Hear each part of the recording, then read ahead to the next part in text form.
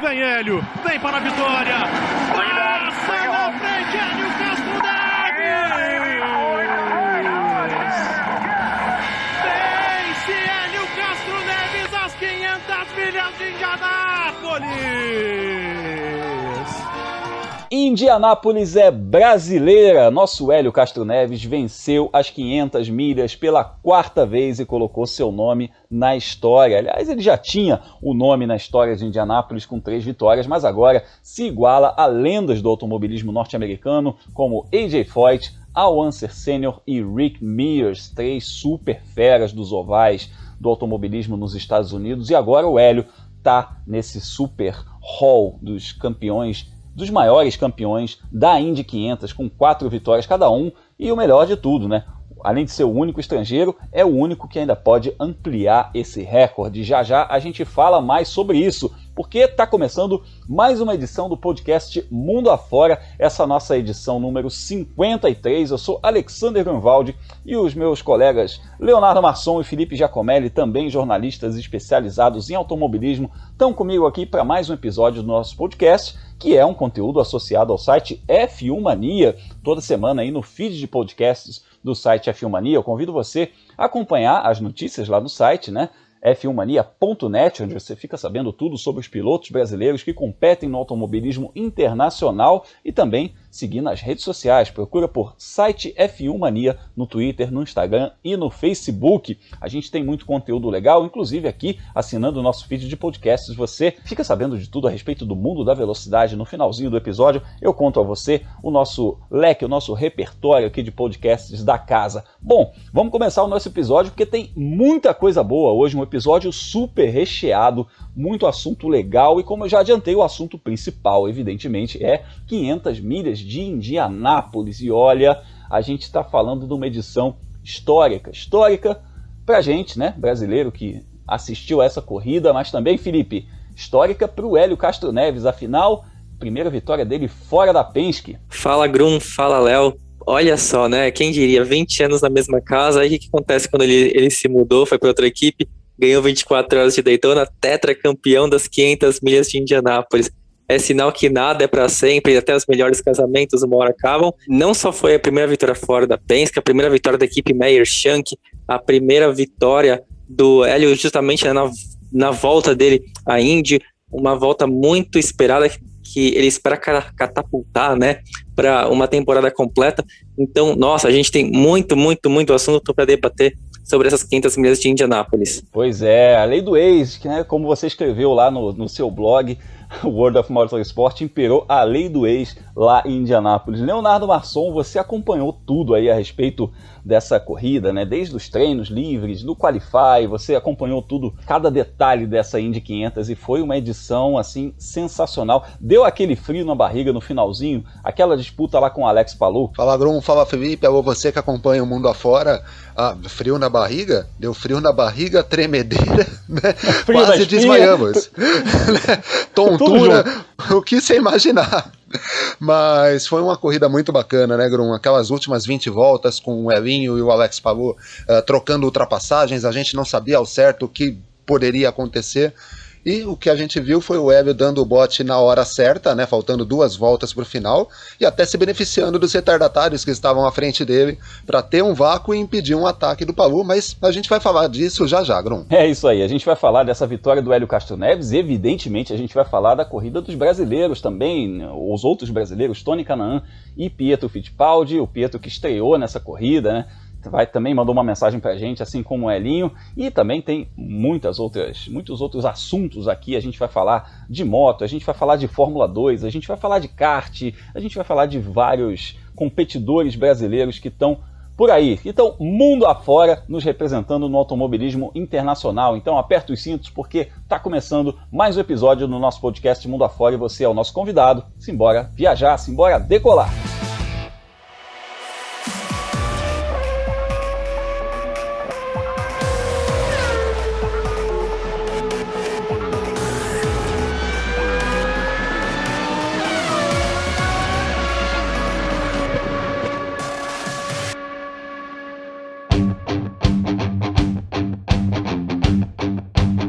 Vencer 500 milhas de Indianápolis é bom, mas vencer 4 vezes é impressionante e histórico. A nossa viagem começa pelos Estados Unidos, pela América do Norte, porque a gente precisa registrar isso. Somente 3 pilotos tinham alcançado esse marco de 4 vitórias em Indianápolis: A.J. Foyt, Al Unser Senior e Rick Mears, todos norte-americanos, lendas do automobilismo norte-americano.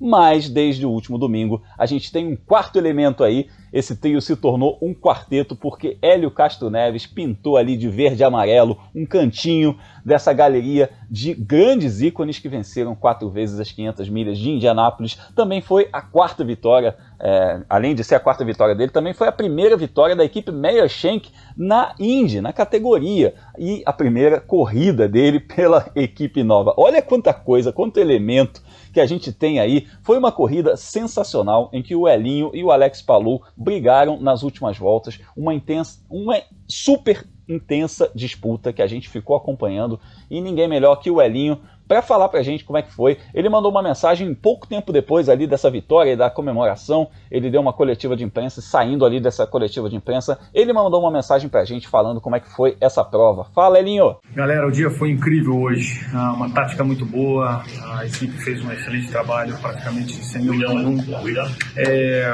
Não, eu tô ainda meio chocado, faz praticamente 2, 3 horas, já nem sei que horas são mais, mas eu tenho que agradecer aí todo o apoio do Brasil, a galera que acreditou nessa vitória, eu só tenho que agradecer. Foi dura, foi uma batalha dura, emocionante, espero que vocês tenham gostado do show. Eu adorei o final, então para mim, sem dúvida, foi uma das vitórias mais importantes da minha carreira. Agora aí fazendo parte de um grupo de elite que poucas pessoas, somente 4 pessoas conseguiram isso, então a gente está nesse grupo. Valeu. Valeu demais, a gente torceu muito, Felipe. Olha, é o tipo de corrida que a gente fala, né? Por que 500 milhas de Indianápolis é especial? Eu sempre falo pra galera assim, senta e assiste, você vai entender. É melhor do que a gente explicar o que é uma 500 milhas, né? Por que não é uma etapa comum da Fórmula Indy? Por que é mais empolgante que muitas provas da Fórmula 1? Esse tipo de corrida que a gente viu nesse domingo prova isso, né? Com aliás, brilhante transmissão de Jefferson Kern e Rodrigo Matar, devo ressaltar aqui, pela TV Cultura, fizeram um brilhante trabalho. Acompanhei também a transmissão à noite na Com Brasil do Tata Muniz, que fez uma baita transmissão com o Dede Gomes, a Bia Figueiredo e o Valtinho Savalha. Olha, essa corrida, ela entra para a história do automobilismo brasileiro, evidentemente, pelo resultado do Hélio, mas para mim ela simboliza meio que assim, uma passagem de bastão em que a velha geração ainda está muito bem e a nova geração mostrou que já chegou e já está aí brigando, como foi com o Pato O'Ward, como foi com o Alex Palou, pela vitória em grandes eventos como a Indy 500 e também pelo próprio campeonato. Felipe, o que dá pra gente avaliar dessa corrida? Pergunta fácil, né, Grum? Corrida de 500 milhas, aconteceu um monte de coisa, chegou a batata quente pra mim. Mas é isso, a gente tá aqui pra isso, a gente tá aqui pra conversar, pra discutir a respeito disso. Mas é isso, assim, em cima disso que eu falei, né, dos veteranos com os novos pilotos, eu acho que a grande tônica das 500 milhas é isso, né, porque a disputa pela vitória ficou entre um veterano numa equipe nova e um novato numa equipe consagrada. Olha que coisa legal. Grum, realmente, pensando por esse lado, a gente vê os dois opostos mesmo. Mas 500 milhas de Indianápolis, acho que também vale para a Alemanha, de certa maneira, um pouco menos para Mônaco, de como a Fórmula 1 está sendo formada. A experiência é muito importante, né? Esse tetracampeonato do Hélio Castro Neves não foi construído de uma hora para outra, não foram 4 tentativas e 4 títulos. Ele teve algumas derrotas bastante sofridas nesses últimos anos, né? Ele teve uma disputa com o Ryan Hunter-Reay, se eu não me engano, em 2014, estou tentando puxar de memória agora, e ele foi ultrapassado ali no finzinho da corrida e terminou na 2ª colocação por meio carro, né? E aí, ironicamente, o Hunter-Reay foi quem deu o vácuo para ele ontem, no domingo, melhor dizendo, para o tetracampeonato. Também teve uma disputa com o Takuma Sato, 2 anos atrás, ou 3 anos atrás, se não me engano, que o Takuma Sato ele passa o Hélio Castro Neves faltando 2 voltas, porque pela lógica, né, na penúltima volta, melhor dizendo, o Castro Neves ia ter o vácuo, ia conseguir ultrapassar o Takuma Sato e poderia ganhar a corrida. E ele não consegue, né, fazer essa ultrapassagem, e aí na última volta ele está se aproximando, e aí a bandeirada na metade da reta ele não consegue ultrapassar. Então esses aprendizados, essas tentativas que o piloto faz, né, para ganhar as 500 milhas, elas servem para que ele volte mais forte no ano seguinte, ele saiba o que fazer.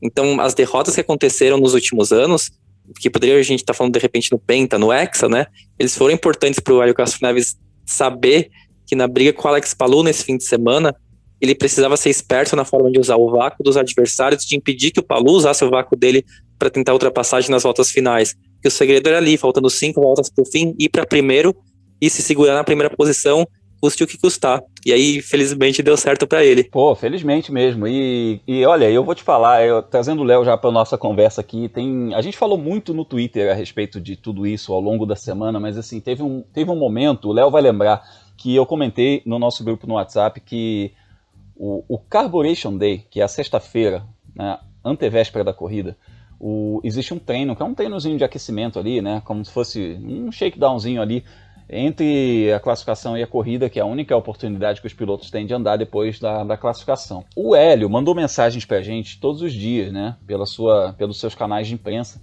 ele mandou mensagens pra gente todos os dias, falando como é que estavam as coisas e tal.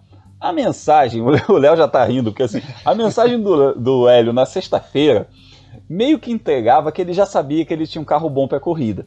E aí, na hora a gente até comentou isso, falou, cara, o Hélio meio que mudou de semblante, porque tava naquela coisa de, classificamos em 8º, temos chance, beleza. Só que depois do Carburation Day ele deu aquela, né, sossegada, amaciada, digamos assim. E depois, vendo a corrida, Léo, eu meio que entendi isso. O Hélio passou alguns anos andando de Chevrolet e tendo que trabalhar a questão do vácuo, porque em Indianápolis o Chevrolet só funciona bem no vácuo, né? Ao contrário do Honda, que consegue andar de cara para o vento muito bem. E quando ele pegou um Honda, tendo essa habilidade, esse know-how do vácuo, cara, ele controlou a corrida. Faltava ali 30, 40 voltas, a gente via, ele embutia no Palou, tirava o pé na hora de passar. Embutia no Palou, tirava o pé. E aí ele estudou as linhas do Palou e ele pôde fazer a ultrapassagem decisiva no momento certo, como o Felipe bem destacou, usando inclusive o trenzinho de vácuo dos retardatários que vinham à frente. Então, eu acho que você teve a mesma impressão que eu, que o Hélio sacou que o carro dele era um carro que brigaria pela vitória com mais ênfase do que ele imaginava, digamos assim. Olha, Grum, a mensagem dele, né, inclusive você colocou no canal, no Fórmula Grum, né, as mensagens que ele mandou, e me chama a atenção porque a primeira fala dele é assim, muita gente me pergunta se eu tenho chance de ganhar com a Meyer Shank. Claro que eu tenho chance de ganhar com a Meyer Shank. Aquele foi o ponto de virada. O Hélio vinha andando bem nos treinos, mas não tinha aquele resultado vistoso. A gente comentou semana passada, né? A Ganassi andando muito forte, liderando muitos treinos com o Scott Dixon, o Tony Kanaan liderou treino, até quem pegar o podcast da semana passada, quando falavam em chances de brasileiros, eu falei, né, que se tivesse que apostar em algum deles seria no Tony, mas nesse treino da sexta o Hélio veio com essa mensagem. E realmente, né, deu aquela impressão de ele tá sabendo de alguma coisa que a gente vai ver no domingo, né? E foi exatamente isso, ele veio andando bem, ele, né, quando atacava, ele atacava de uma vez, né? Ele não dava bote errado, né? Ele deu botes certos a corrida inteira. E quando ele partiu, vou usar um termo do MMA, quando ele partiu para trocação com o Alex Palou, no momento que começamos a ver os dois trocando ultrapassagem, foi exatamente isso. Ele já tinha estudado as linhas do Palou e sabia que tinha que atacar no momento exato. Então ele não se preocupou muito. Acho que faltando 5 voltas para o final, o Palou passa pelo Hélio e ele continua próximo, estudando, vendo qual que era o melhor momento. Né? E é uma vantagem dele ser um veteranaço lá em Indianápolis, né? 46 anos, foi a 21ª participação dele, contra o Palou, que, como os americanos dizem, é um young gun, né? Foi só a segunda corrida do Palou. Então, eu imagino que quando o espanhol se viu em segundo, faltando 2 voltas para o final, e o Hélio tendo os retardatários para usar o vácuo, ao invés de ultrapassá-los, ele não teve muita coisa que fazer. Então, o Hélio levou essa 4ª vitória dele em Indianápolis na experiência pura, né? Em muitos momentos da prova, e aí desde o momento que ele entrou no top 5 lá por volta da volta 20, quando ele superou o Tony Kanaan, a gente via que ele tinha carro para ir mais para frente. Ele poderia ter liderado, ele poderia ter atacado o Conor Daly, o Rinus VeeKay, né, os dois pilotos da Carpenter que andaram praticamente a primeira metade da corrida inteira na frente, mas ele ficou economizando combustível, né, pensando na estratégia, e funcionou, né, deu certo. Bom para ele, conseguiu essa vitória histórica que o coloca como uma lenda de Indianápolis, uma lenda do automobilismo mundial, e bom pra gente que pôde, né, ter uma alegria em uma categoria top. Faz tempo que a gente não vê brasileiros ganhando em categorias de topo, e o Hélio proporcionou isso no domingo. É verdade, e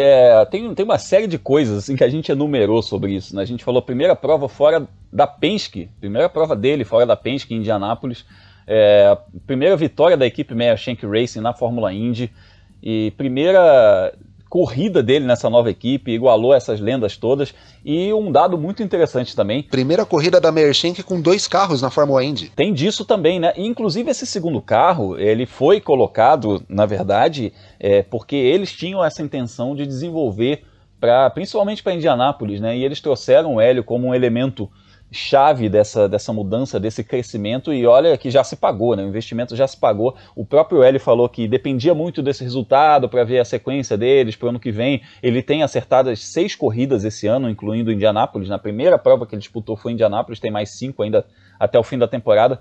Mas a sequência dele, a continuidade dele na Meyer Shank Racing estava dependendo, evidentemente, do que ele conseguisse fazer a partir dessa corrida. E eu acho que logo de cara isso se pagou, não só em termos de grana, né? Porque o prêmio de Indianápolis estima-se aí uns 10 milhões de reais, contando equipe e tudo mais, piloto, etc.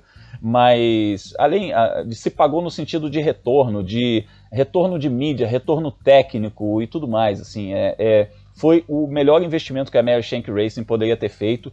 E, inclusive, uma coisa que você chamou atenção lá no F1 Mania, Léo, no dia da corrida, é que o Hélio está com 100% de aproveitamento nesse ano. Ele disputou 2 provas e ganhou as 2. Olha só as corridas, 24 horas de Daytona e 500 milhas de Indianápolis, e ambas de motor Honda, inclusive, né? Exato, e aliás o Hélio se tornou o primeiro piloto a ganhar as 2 corridas no mesmo ano, né? A gente tem, se eu não me engano, 14 pilotos que conseguiram, né, vitórias em Indianápolis e em Daytona, mas nenhum deles no mesmo ano. O Hélio é o primeiro. Então, como você disse, a vitória em Indianápolis, ainda mais para quem tem calendário parcial, que é o caso do Elinho, ele resolve o problema. Ele não vai resolver o problema de ficar rico, milionário, não é nada disso. Ele resolve o problema porque você garante patrocínio, ele dá um moral para a equipe, e ainda mais quando a equipe não é uma das equipes grandes da categoria, dá uma moral para a equipe que permite ela brigar mais em cima, né, brigar por mais vitórias, brigar por mais bons resultados. Vai lembrar, já não vinha sendo uma temporada ruim da Meyer Shank. O Jack Harvey, que é o piloto que disputa a temporada em tempo integral, vem conseguindo bons resultados, mas nunca tentando ganhar a corrida, né? São bons resultados ali no top 5. Então essa vitória mostra que a Meyer Shank tem capacidade para poder brigar mais em cima. Talvez com o prêmio tenha mais recursos para poder brigar mais em cima, né? Brigar por vitórias, brigar por pole position, vai atrair patrocinadores, não só para o Hélio, imagino eu, mas para a equipe também. Então a vitória em Indianápolis é aquele fator que muda a história de uma equipe. Isso passa meio desapercebido quando a gente vê um piloto de equipe grande ganhar. Lógico que para o Palou seria histórico uma vitória, ele seria o primeiro espanhol a vencer em Indianápolis. Mas o Palou é um piloto da Chip Ganassi, então ele vai ter outras chances. O Hélio, apesar de todo o sucesso que ele tem na carreira, mas com a Meyer Shank seria difícil imaginar que ele pudesse conseguir essa vitória. Mais ou menos o exemplo do Tony quando ele ganhou em 2013 com a KB Racing, né? Acaba que o piloto muda de patamar. Graças àquela vitória, o Tony pôde migrar para a Chip Ganassi depois. E com o Hélio, talvez ele não mude de equipe, talvez ele fique com a Meyer Shank, mas vai dar um gás para ele, um gás de resultados que, se for ver, não precisa, porque ele é o atual campeão da IMSA e ele ganhou em Daytona. Então ele continua, né, como ele disse, né, quarentão, mas está andando muito bem. Ele destacou isso na entrevista dele pós-corrida. Mas também para a equipe é bastante positivo, Bruno. É isso aí, ele destacou isso, citou o Tom Brady, falou... kick the essence, que ele falou, né, da molecada aí, exato, exato. Que os quarentões ainda estão traduzindo como os americanos falam, chutando os traseiros da molecada. E é isso aí, a gente vai falar já da Ganassi, né, do Palou, do segundo lugar dele, e também do Tony Kanaan, porque tem, evidentemente, o Tony tá na nossa pauta aqui, mas antes eu quero falar, Felipe, a respeito do negócio da lei do ex, né, porque a gente está falando aí das vitórias do Hélio em Daytona e Indianápolis, e ele é o atual campeão da IMSA com a Penske, e ele ganhou 500 milhas de Indianápolis com a Penske, é um divórcio recente, e o Helinho foi lá em Indianápolis e ganhou na casa do ex-chefe, né? Ele foi recebido pelo Roger Penske lá no pódio. A gente lembra que o Roger Penske atualmente é dono da bagaça toda, aí para falar um português claro, né? Ele é dono da categoria, ele é dono das 500 milhas de Indianápolis e ele é dono do circuito de Indianápolis. E, além disso, ele é dono da equipe Penske, que já ganhou nada menos que 18 vezes essa corrida, 3 delas com o Hélio Castro Neves como piloto. Mas, dessa vez, o titio Roger teve que engolir o Helinho de Meyer Shank Racing vestindo rosa lá, né? Vestindo rosa e branco em vez de vermelho e branco, chegando lá e ganhando a corrida na casa do Roger Penske, Felipe. O assunto hoje virou relacionamentos, né? Mas a Penske talvez seja a equipe mais forte, assim, mais vitoriosa. O Roger Penske talvez seja o maior empresário da história do automobilismo, da história recente do automobilismo, né? Se a gente não pensar pelos que foram pro lado de montadoras, né? A Penske não foi uma marca que entrou, é uma equipe, né, que se transformou em império do automobilismo, mas também teve a saída do Hélio Castro Neves da Penske, que foi um divórcio, né, para falar lá assim, mas não foi um divórcio que, claro, foi na paz, mas também podia ter sido melhor conduzido.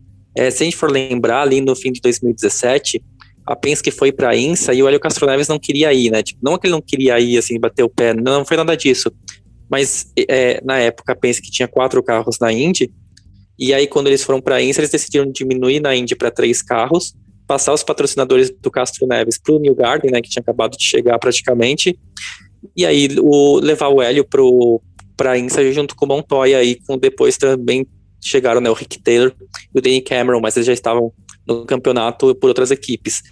E o Hélio Castro Neves, enfim, como um ótimo funcionário, né, um ótimo piloto, ele foi para a INSA, fez a missão dele lá, ganhou, foi a primeira vitória da Acura, foi ele que conquistou, veio o título do ano passado, e aí quando acabou a parceria, né, da Acura com a Penske, que aí a Penske falou, então, Hélio, muito obrigado pelos seus serviços prestados, tchau, tchau. Poxa, sabe, é uma história de 20 anos que, é claro que a gente sabe que uma hora ia acabar, né, a gente comentou aqui no podcast, nada dura para sempre, mas podia ter, assim, além de colocar, né, o Hélio Castro Neves no Hall da Fama da Penske, poderia ter sido melhor conduzido, de repente, colocar ele para fazer Indianápolis nesse ano, né? Colocar ele, de repente, para disputar, não sei, provas ali na Xfinity Series da NASCAR Truck Series, não sei, sabe?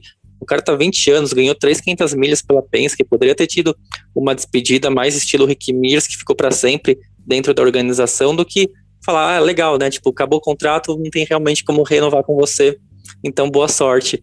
E aí nisso fica assim, o Hélio nunca vai falar mal da Penske, mas quando você pensa que o piloto foi fiel pela equipe por 20 anos, abriu mão de ficar na Indy, que era onde ele queria, para ir para as corridas de longa duração, a Penske poderia ter sido um pouco mais leal também com o Castro Neves nessa despedida dele. E aí por isso que vem essa lei do ex, né, o que vem do futebol, né, o jogador que faz um gol no antigo time dele, foi o que o Castro Neves acabou fazendo no domingo, ganhando na casa do adversário, né, na casa do Roger Penske.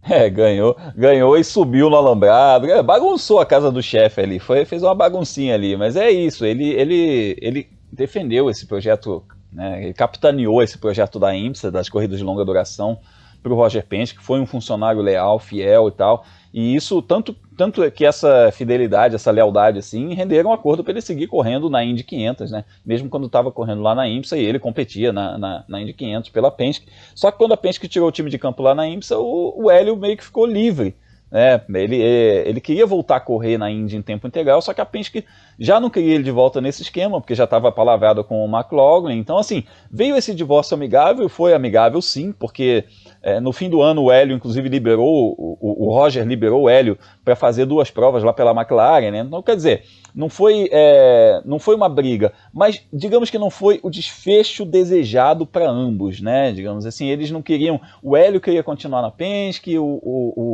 o Roger queria que ele seguisse na Penske, mas fazendo só Indianápolis, de repente. Então, assim, nesse sentido, a gente percebe assim, que nenhuma das partes ficou plenamente satisfeita. Mas, felizmente, nesse sentido aí de que o Hélio renasceu, né, numa equipe bem menor, uma equipe que, inclusive, teve que passar a noite selecionando porcas novas para os pit stops. Olha que coisa louca. Você imagina o Hélio passar por isso na Penske, né? Impensável, né? Porque a equipe não tinha... todas as porcas, algumas eram usadas, algumas eram novas, então eles selecionaram as porcas novas para o pit stop do Hélio. A relação do Hélio com o estrategista foi seguida à risca. Então, quer dizer, essa vitória foi construída, tijolinho a tijolinho, junto com a Meyer Shank, né, o Hélio com a Meyer Shank, eles construíram essa vitória. Foi realmente brilhante. E assim, a Penske também não dá para a gente dizer que teve uma corrida ruim. Teve um qualify ruim, mas a corrida foi, né, o Pagenaud chegou ali a meio segundo do Hélio, ele brigando no top 3, então é um piloto que poderia ter brigado pela vitória se tivesse ali mais umas 2, 3 voltas. O próprio McLaughlin não tomasse um drive-thru por um problema lá nos boxes, ele estaria brigando lá na frente também. O Will Power, coitado, teve uma corrida difícil, o Newgarden também, mas eles chegaram, no final eles acabaram chegando, né, mas não estavam assim rápidos como, por exemplo, os pilotos da Ganassi. Eu, inclusive, vou aproveitar esse gancho aí para falar da Ganassi, porque a gente teve Tony Kanaan largando aí na segunda fila, na 5ª posição.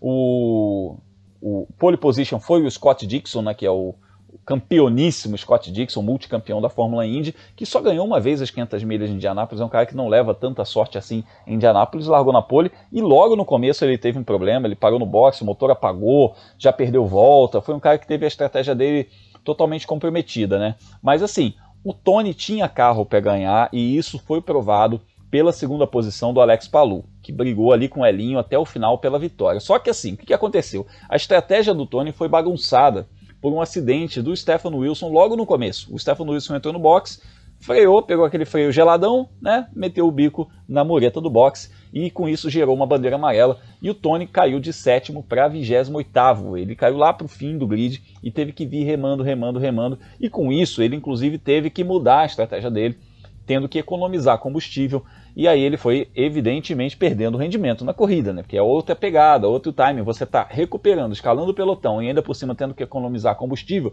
porque para ele chegar no pelotão lá na frente de novo, ele precisava fazer uma janela diferente, e ele dependia de uma amarela no final que também não apareceu. No final, o P10 acabou ficando com aquele gostinho de pouco, né? Foi pouco em relação ao que a gente esperava do Tony Kanaan, largando ali na 5ª posição. Mas assim, eu vou falar, foi pouco, mas foi bom. A impressão que eu tenho é que dentro de tudo, Léo, que o Tony viveu em Indianápolis, e ele próprio comentou com a gente no episódio passado aqui do podcast, que é um momento muito bom, é um momento de renascimento. Ele passou 3 anos em carros horrorosos, e aí de repente ele está num carro que briga pela vitória, que pode chegar lá na frente, de repente ganhar uma 500 milhas de Indianápolis, né? Ele estava grato por isso também. Mas assim, é o ruim mais bom e bom mais ruim, né? Porque ficou aquele gostinho de que o Tony podia ter chegado lá na frente. Você imagina o que seria aquele final, em vez de o Elinho com o Palou, o Elinho com o Tony brigando pela vitória. Seria uma repetição do que a gente viu em 2003 com aquele top 3 brasileiro, né? Gil, Hélio e Tony. Mas sim, Brum, não dá para falar que a corrida do Tony foi ruim. Só que a bandeira amarela provocada pelo Stefan Wilson acabou que bagunçou toda a estratégia da Ganassi. Num primeiro momento a gente não entendeu, né? Porque o Dixon entrou, o Tony entrou nos boxes e o Hélio, que vinha entre os, né, passou a ficar entre os líderes naquele momento, não entrou, a gente ficou sem saber direito, né? Por que aconteceu isso? O Hélio vai se dar mal e tal. E não, eles entraram com o box fechado, porque ou faziam isso ou ficariam na pista sem combustível. E aí, por conta disso, eles foram punidos também, né?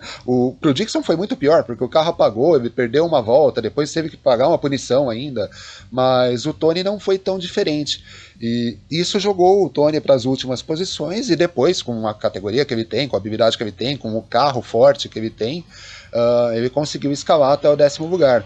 Então, mais uma vez, o que a gente disse do Hélio vale para o Tony. A experiência dele, a habilidade que ele tem, todo o conhecimento de Indianápolis que ele tem, permitiram que ele conseguisse um top 10 ainda, né? Mas por tudo que ele fez nos treinos, liderou treino, passou parte do Carb Day liderando a sessão, começou bem a corrida, começou forte a prova, a gente esperava o Tony brigando mais na frente, né? O 10º lugar acaba sendo pouco por conta disso, mas de novo mostra que o Tony está bem. O Tony só vai ter mais uma corrida em oval esse ano, lá em Gateway, né? Inclusive uma etapa que vai bater com a Stock Car, então ele não estará aqui no Brasil por conta da corrida da Indy.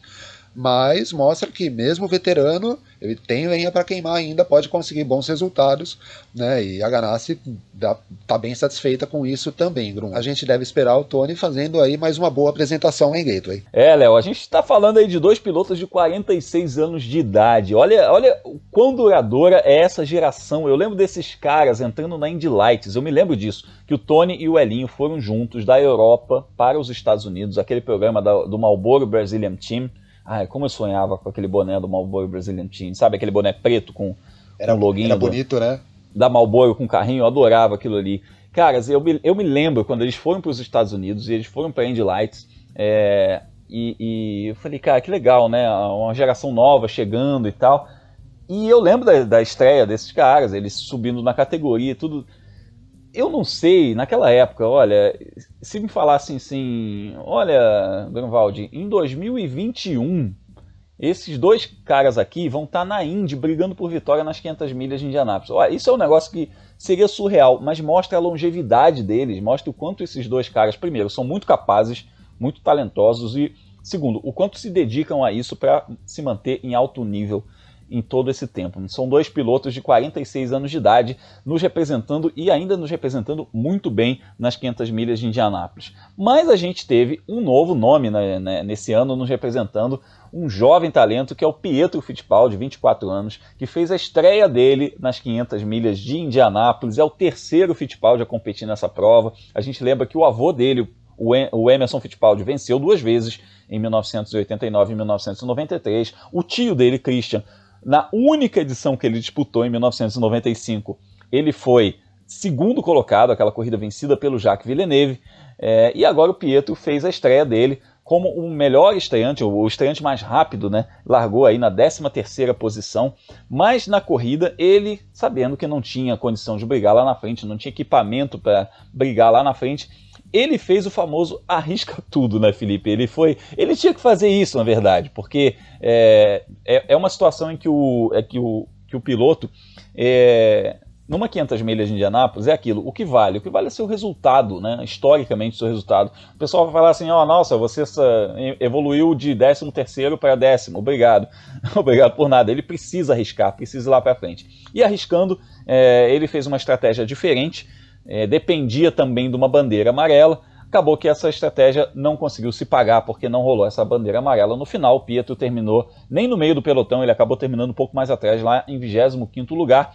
Obviamente ficou um pouco chateado com isso, mas considerou muito positivo o resultado, muito positiva essa experiência e mandou uma mensagem pra gente. Então, Felipe, antes da gente conversar, a gente vai ouvir o Pietro Fittipaldi, que logo que desceu do carro, mandou uma mensagem pra gente. Fala, Pietro. E aí, pessoal, terminamos as 500 milhas de Indianápolis.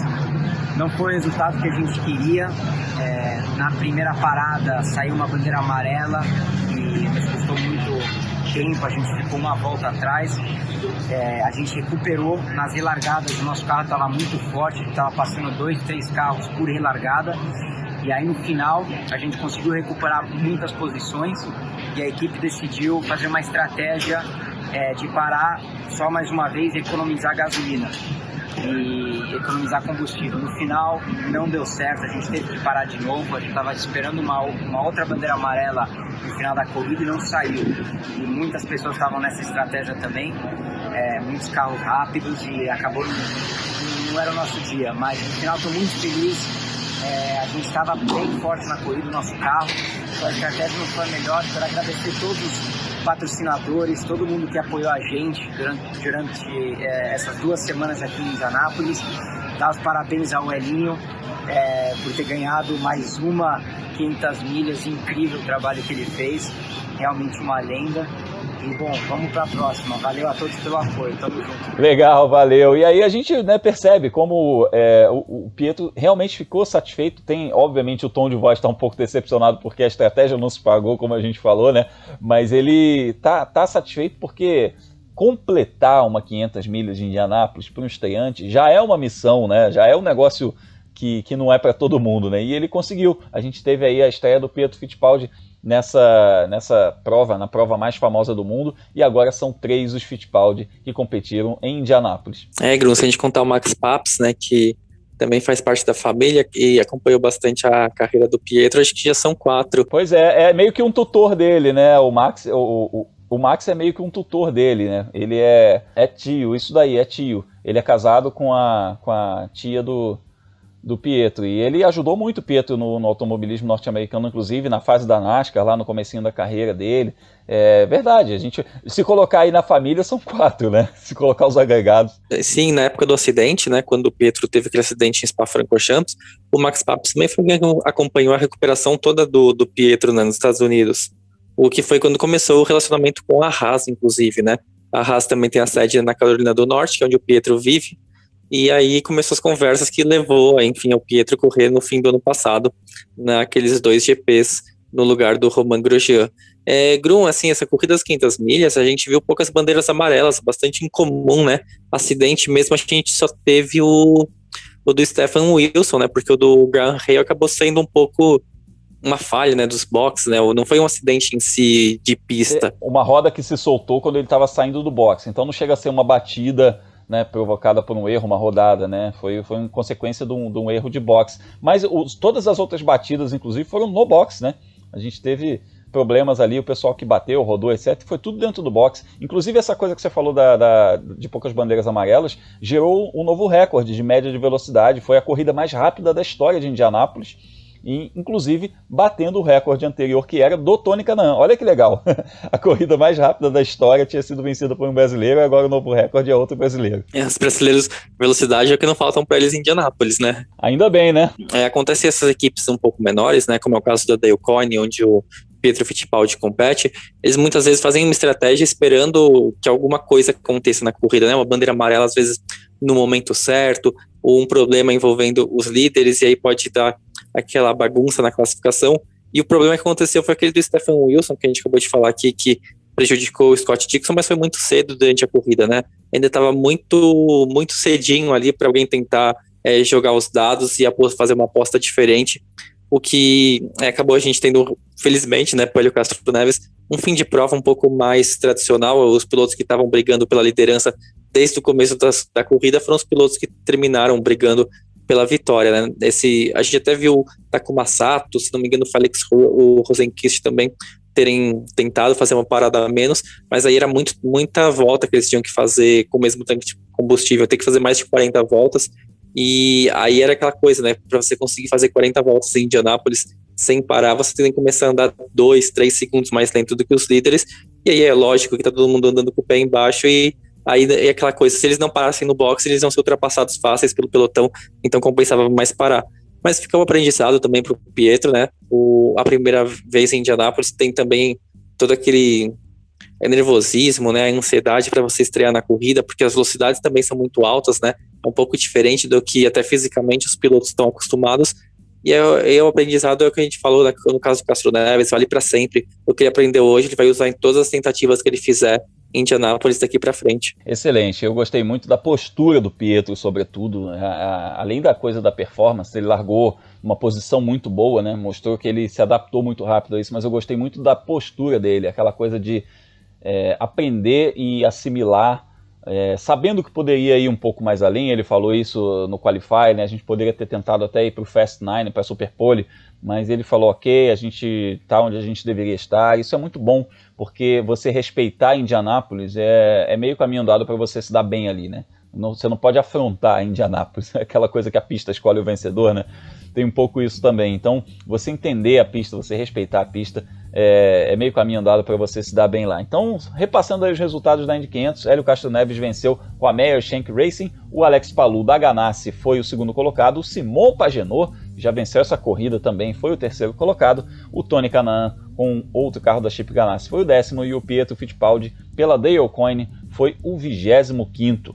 E antes da prova principal aí das 500 milhas de Indianápolis, teve Road to Indy, o pessoal da USF 2000 correu num ovalzinho menor que tem ali em Indianápolis também, chamado Lucas Oil Raceway, e essa é a única etapa com somente uma corrida durante a temporada, né? Geralmente eles fazem rodadas duplas, rodadas triplas, mas aí compondo a programação das 500 milhas de Indianápolis, eles fizeram uma prova única, e essa prova foi vencida pelo Michael Dorlando dos Estados Unidos, com a segunda posição do Prescott Campbell e o terceiro lugar do Chase Denmark, todos dos Estados Unidos, e o brasileiro Kiko Porto ficou na 4ª posição, ele que está brigando aí pelo campeonato, ele é o vice-líder do campeonato, que está sendo liderado pelo Juven Sandaramorf, o Kiko vem logo atrás. A próxima etapa vai acontecer nos dias, entre os dias 17 e 20 de junho, rodada dupla lá em Road America. Então a gente deixa os Estados Unidos para arrumar a Europa, porque agora a gente começa a rodar pelo mundo, porque depois de 500 milhas de Indianápolis tem muito assunto e a gente vai para a Europa para falar sobre kart. Vambora!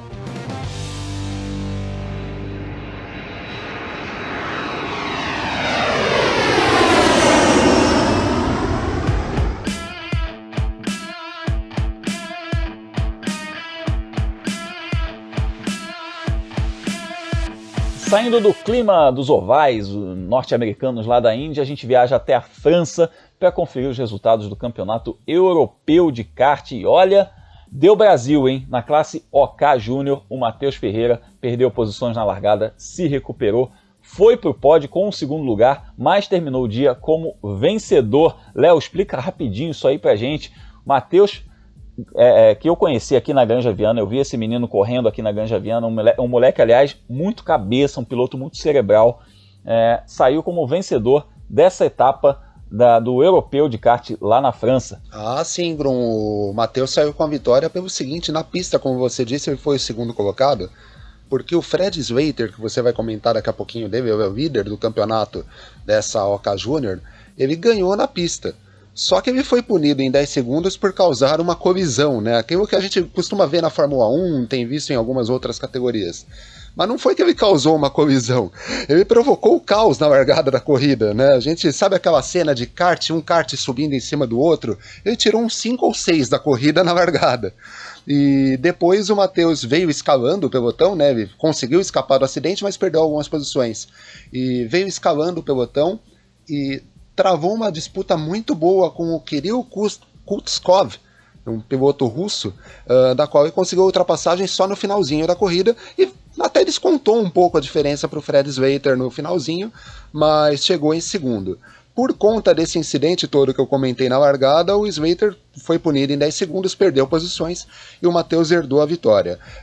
Resultado importante porque ele passa para a segunda colocação do campeonato, mas como você disse, ele tem se mostrado um piloto muito cerebral, apesar de ser uma categoria de adolescentes, né, crianças quase adolescentes.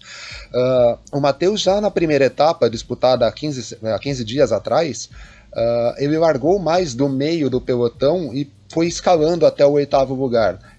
Você pode pensar, poxa, mas o 8º lugar, na situação em que ele largou, foi 14º, 15º no grid, eu não vou ter agora de cabeça, mas foi um bom resultado. E nessa corrida desse final de semana ele mostrou isso de novo. Ele teve paciência, né? A gente comentou do Hélio que atacava lá em Indianápolis, né? Quando ele atacava ele dava o bote certo, ele já passava de uma vez. Com o Matheus foi a mesma coisa. Ele foi passando 1 a 1. Essa ultrapassagem sobre o Kirill Kutskov, o russo, foi muito construída, ele passou quase metade da corrida atrás dele, mas quando foi pro ataque de uma vez, conseguiu a ultrapassagem. O russo depois mostrou que tinha kart, porque conseguiu perseguir o Matheus nas voltas finais, mas os dois vinham muito rápido, só que não teve tempo, né, eles não tiveram tempo para passar na pista o Fred Zweiter. Então, a gente fala tanto do Rafa Câmara, o Matheus Ferreira também é uma esperança aí para o nosso automobilismo no futuro, Grum. É isso, vou falar do Rafa Câmara já. Repassando o campeonato aqui da OK Júnior, depois de 2 etapas, Fred Slater é o líder com 50 pontos, o Matheus Ferreira tem 37, é o segundo colocado, e o Ian Hickmans tem 35 pontos, é o terceiro.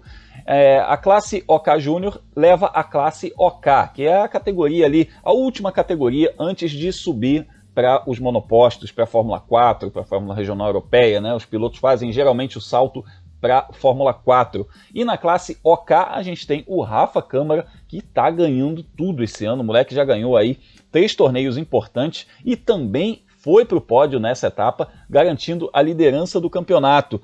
Felipe Giacomelli, mais um pódio aí do Rafa Câmara. Ele tá, eu posso dizer assim, ele tá na cara do gol aí com esse campeonato, porque faltando 2 etapas ele tá aí liderando com 62 pontos, 20 à frente do Arvid Lindblad, que tem 42, e 30 à frente do André Kimi Antonelli, que tem 32 pontos e ganhou essa etapa. Grum, tem um meme muito legal, né, que é é uma cena de Harry Potter, que a professora, a Minerva, para quem assistiu, você vai saber, né, quem leu o livro, e aí ela vira e fala pros gêmeos Weasley, falam, né, tipo, porque sempre quando tem uma confusão são vocês 3 que estão envolvidos, e aí na Fórmula 1 tem esse meme, e aí coloca, de repente, o Michael Masi, né, o diretor de prova, e é sempre o Verstappen, o Hamilton e o Bottas, porque eles fazem pódio todas as corridas. E no kartismo a gente tem uma versão disso, que é o André Kimi Antonelli, o Rafael Câmara e o Arvid Lindblad, que a gente tá falando desses 3 pilotos faz 6 meses, né? E todas as competições que a gente fala nas 3 primeiras colocações, Rafael Câmara, André Kimi Antonelli e o Arvid Lindblad. São 3 pilotos que são muito fortes mesmo, a gente tá acompanhando esse ano deles no kartismo, a expectativa é que os 3 subam para os monopostos do ano que vem, e aí vai ser um pouco aquela briga, né, de gato, rato e cachorro. De repente a gente vai vendo os 3 subindo de Fórmula 4, Fórmula 3, Fórmula 2 e assim por diante, né? Lembrando que o Arvid Lindblad, ele tem o apoio da Red Bull, o André Kimi Antonelli é da academia da Mercedes, o Rafael Câmara, ele não tem no momento, né, nenhuma ligação com a equipe de Fórmula 1, mas com esse ano muito, muito forte dele, a gente espera que ele esteja abrindo muitas portas para o futuro dele, porque um piloto que tem andado constantemente na primeira colocação, como ele tem feito nessa temporada de 2021, não é comum, né? O kartismo a gente vê muito mais altos e baixos ao longo de uma temporada. É claro que normalmente 1 ou 2 nomes acabam sobressaindo, mas com essa frequência que ele tem colocado de primeiros lugares constantes nas competições, em pistas muito diferentes, né? Andou na França, andou na Bélgica, andou muito na Itália no começo do ano. Tem sido uma temporada assim, muito acima da média do que a gente está acostumado para o próprio kartismo. O kartismo a gente está mais acostumado com uma temporada estilo do Matheus Ferreira, estilo do Fred Slater, sabe? Em algumas competições eles vêm muito forte, em outras eles andam ali no meio do pelotão, e no fim, na soma, né, de todos os resultados, eles têm um ano positivo. Já o Rafael Câmara, né, e os outros 2 adversários deles estão sendo um ano muito acima da média mesmo. É isso aí, 3 pilotos muito competentes, demonstrando muita força aí. Rafa Câmara, pernambucano, entre os maiores do mundo do kartismo na atualidade, deve ser o açaí, que ele está comendo bastante açaí, está dando uma força extra para ele aí. Bom, senhores passageiros, apertem os cintos, porque está na hora da nossa volta final e a gente vai decolar, então olho na janelinha, porque a gente vai passar por um monte de lugar. Vambora!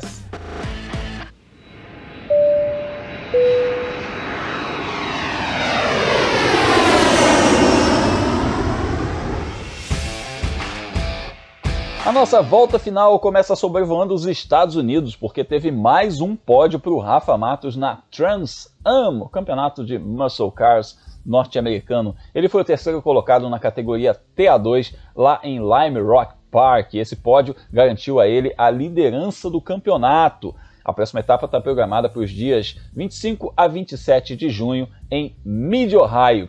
A gente agora dá um pulinho na Europa para falar de motociclismo. Pódio para o paulista Diogo Moreira na Red Bull Rookies Cup, um campeonato super competitivo de base do motociclismo que leva aí as categorias principais, a Moto3, Moto2, MotoGP.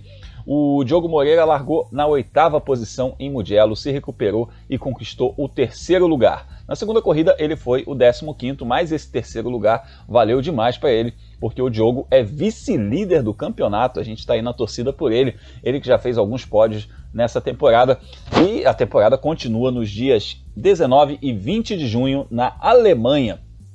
E a gente vai ter brasileiros nas pistas no próximo fim de semana. E quanto brasileiro, a gente começa falando aí, já que a gente falou de motociclismo, a gente fala da Moto E. Depois de Le Mans, daquela vitória sensacional em Le Mans, o Eric Granado vai em busca de mais uma na Moto E, agora em Barcelona. Eu lembro que o campeonato está aí com Alessandro Zacconi na liderança com 41 pontos e o Eric está em 4º lugar com 28, pertinho ali da dupla que está dividindo a segunda posição com 32 pontos. Ele que fez a pole position nas 2 etapas disputadas até agora, mas caiu na primeira e completou a segunda com uma vitória espetacular, digamos assim, uma vitória que ele conquistou na última curva.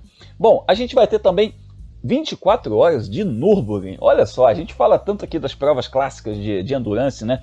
De Le Mans, de Daytona. A gente vai ter 24 horas de Nürburgring, uma corrida que é disputada naquele circuito de Nürburgring famosíssimo que o pessoal que gosta de simulador adora decorar. Tá aí, nesse sábado vai ter 24 horas de Nürburgring, né? Sábado e domingo, e a gente tem Augusto Farfus na pista com a BMW GT3. Ele vai dividir o carro com o Dan Harper, o Max Hess e o Neil Verhagen.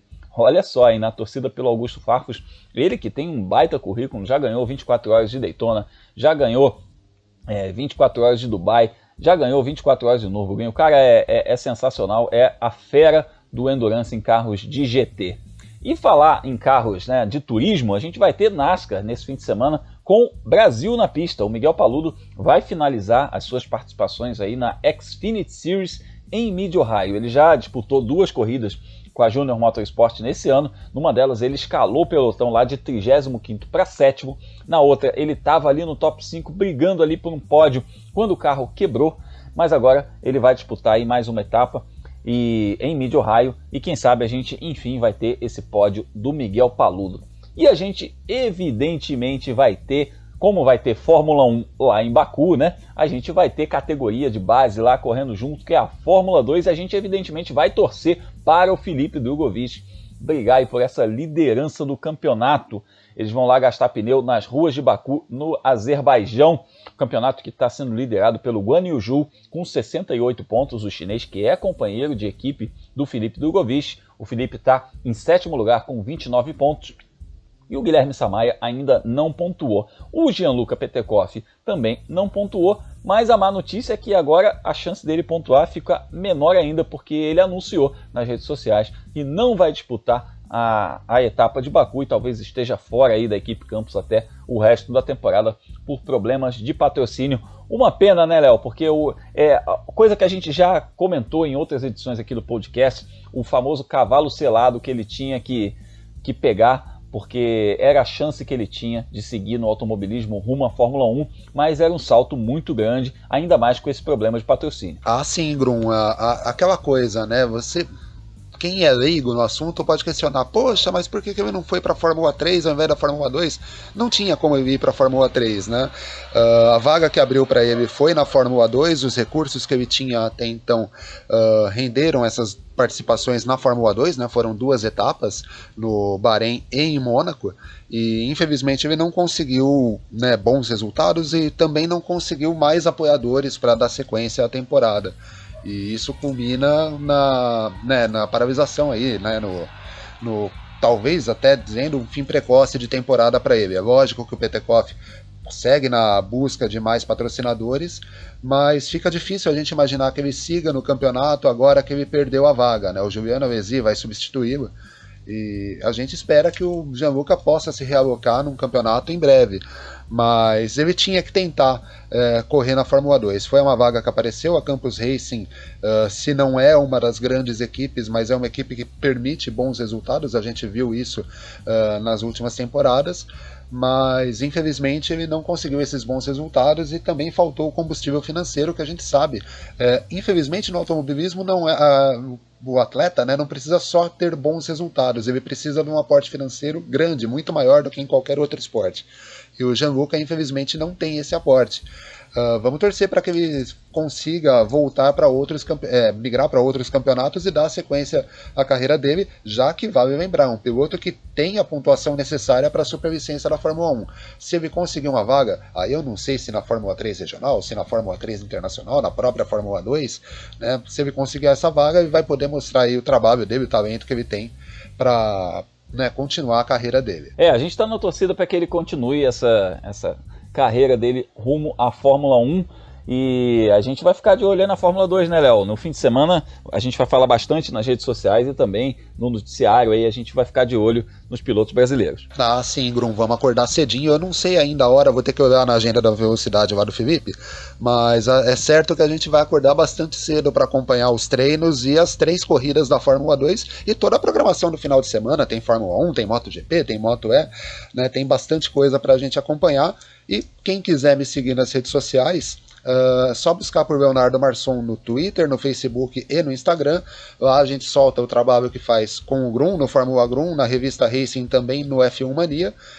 E também conversa bastante, né? Não é só corrida, mas boa parte do tempo nas redes sociais é dedicado às corridas, ao automobilismo, ao motociclismo. Então quem quiser me seguir, Leonardo Marçom no Twitter, no Facebook e no Instagram. E Léo, uma coisa também do Petekoff é que foi uma temporada, enfim, não só para ele, mas para a própria equipe Campos, bastante tumultuada, né? Infelizmente o Adrian Campos, o fundador do time, morreu um pouquinho antes do campeonato começar, e é claro, né, isso acaba desestruturando muito o time, a questão de lidar, né, com o dia a dia, e a gente viu que afetou um pouco sim o desempenho do Petekoff, né? Foram naquela etapa do Bahrein, o extintor ter se acionado em plena corrida, né, do que é um abandono automático, porque um piloto não pode competir sem o extintor do carro tá funcionando perfeitamente, e o motor estourando no treino livre em Mônaco, que diminuiu a quilometragem que ele pôde acumular, né? A Fórmula 2 já treina muito pouco, e aí se treinou menos ainda por causa de um problema mecânico, e acaba comprometendo o final de semana como um todo. É claro que em Mônaco o Petekoff também cometeu alguns erros, mas não deixa de ser também faz parte do pacote, né? Você está com um equipamento com alguns problemas, você perde a confiança, e ele mesmo é um piloto que vinha dando um pulo muito, muito grande, né, da Fórmula Regional direto para a Fórmula 2, e aí quilometragem era o que ele mais precisava naquele momento. Mas fica a nossa torcida para que ele consiga arrumar uma nova vaga em algum campeonato, seja, como vocês mesmos falaram, Fórmula Regional, Fórmula 3, também vendo categorias profissionais do automobilismo, porque talento ele mostrou que tem, né? Nenhum piloto vice-campeão de uma Fórmula 4 italiana super disputada, campeão da Fórmula Regional contra o Leclerc, que era o favorito, não só o favorito da maneira assim, né, apontado pelos especialistas, mas favorito como piloto queridinho da equipe Prema, piloto queridinho da Academia da Ferrari, por causa do sobrenome, se não tiver talento, né? E isso o Petekoff mostrou que tem. E já puxando o jabá, né, que você fez pro meu site, vai ter, né, quinta-feira eu já coloco a agenda da velocidade, porque esse final de semana, como tem 24 horas de Nürburgring, já tem a atividade de pista desde quinta-feira. E para quem não sabe, a agenda da velocidade é um post que eu faço no World of Motorsport, que é o meu blog, ou para acessar ele pode ser procurando por World of Motorsport, ou por felipejacomelli.com. Eu coloco todos os horários do automobilismo no fim de semana, onde assistir as corridas, seja na televisão ou nos streamings, e depois de cada uma das sessões de pista, né, treino livre, classificação, ou as próprias corridas, ainda coloco um linkzinho ali para o PDF com o resultado do campeonato. Aí é só voltar no site e ver onde que o seu piloto favorito terminou a corrida. E quem quiser me seguir nas redes sociais, é claro, é só procurar por Felipe Giacomelli no Instagram ou no Twitter. É isso aí, a gente troca muita ideia lá pelo Twitter pra gente falar sobre pilotos brasileiros que competem mundo afora. E aliás, eu já faço o convite lá no Twitter, tem o link para você participar do grupo de WhatsApp Mundo Afora Fórmula Grum, pra gente conversar também, além de conversar no Twitter, conversar no nosso grupo. Para a galera que está seguindo aqui o nosso podcast, também seguindo lá o Giro Mundo Afora, que eu faço semanalmente no meu canal Fórmula Grum. A gente falou sobre 500 milhas de Indianápolis e agora tem Fórmula 2 brasileiros competindo aí nas categorias internacionais. A gente vai falar muito sobre tudo isso, então pega lá o link no meu Twitter para você participar do nosso grupo no WhatsApp também. E eu lembro a você que está nos ouvindo aqui no feed de podcasts do F1 Mania, que a gente tem outros produtos aqui na casa, né? O Full Gas Podcast, semanalmente, com o Gabo Carvalho e o Gabriel Lima, falando sobre MotoGP e o mundo do motociclismo, e de segunda a sexta, F1 Mania em ponto, com Carlos Garcia e Gabriel Gavinelli, trazendo todo o noticiário aí do mundo da velocidade, principalmente da Fórmula 1. Eu convido você a se inscrever lá no meu canal, youtube.com/Fórmula 1, também me seguir nas redes sociais para a gente trocar aquela ideia bem legal. Então é isso. Seguimos aí na torcida pelos pilotos brasileiros. Na semana que vem a gente volta com o nosso episódio número 54 sobre a Fórmula 2, sobre a NASCAR, sobre 24 horas de Nürburgring, sobre Moto E, sobre bastante coisa que a gente vai ter de brasileiros nas pistas internacionais. Um forte abraço e até a próxima.